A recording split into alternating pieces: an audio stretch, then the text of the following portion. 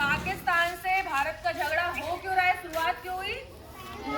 क्योंकि वहाँ के आतंकवादियों ने पहलगाम में आकर जो यात्री थे, टूरिस्ट थे, उनके ऊपर हमला किया।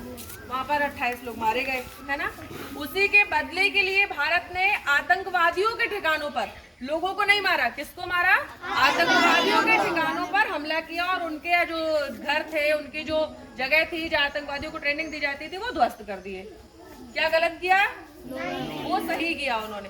लेकिन पाकिस्तान ने उससे चिढ़ के क्या किया, हमारे कश्मीर में एक जगह है पुंछ, उस पे हमला किया।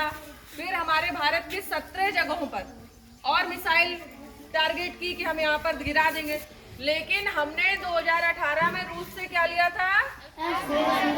S-400। उसको क्या बोलते हैं भारतीय सेना में? सुदर्शन चक्र।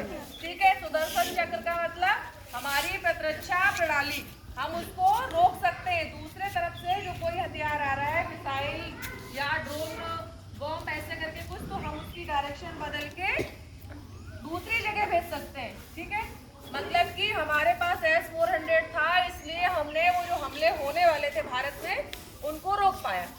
और हमने भी फिर उनके अंदर जाकर, पाकिस्तान के अंदर जाकर भारत की वायुसेना ने हमला किया।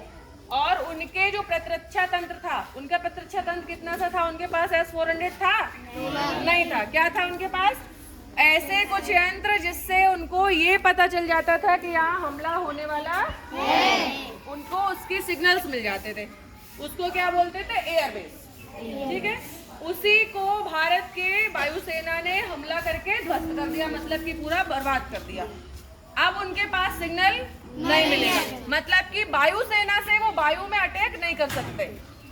ठीक है, उनके पास एक और बॉम्ब है, परमाणु बॉम्ब जिसको बोलते हैं, वो उसका भी हमला कर सकते थे भारत पे, लेकिन क्यों नहीं कर पा रहे? बाकी जो हमने बताया था कितने देश पंजीकृत थे? 195। 2 में हमला हो रहा है, कितने बचे? 193। कोई भी देश किसी दूसरे देश पे जब परमाणु हमला करेगा तो उसके लिए बाकी जो है देश, उनका विरोध ना किसी एक देश पे हो जाए, इसलिए बहुत जल्दी कोई किसी देश पे परमाणु हमला नहीं कर सकता। लेकिन पाकिस्तान का कुछ कह नहीं सकते, क्योंकि वो तो कभी किसी नियम पे चलता है? नहीं चलता। फिर भी हमारी देखो, अभी तक क्या था? केवल वायुसेना ने अटैक किया था। अब क्या हो रहा है? हमारी नौसेना, नौसेना यानी कि जल सेना, उसने भी अटैक की तैयारी कर ली है। और थल सेना ने हमारा बॉर्डर जो है पाकिस्तान का, वो क्रॉस करके पाकिस्तान की तरफ बढ़ चुकी है। मतलब हमारी थल सेना, जल सेना और वायुसेना तीनों बहुत लगातार मेहनत कर रहे हैं ना, हमें बचा रहे हैं ना।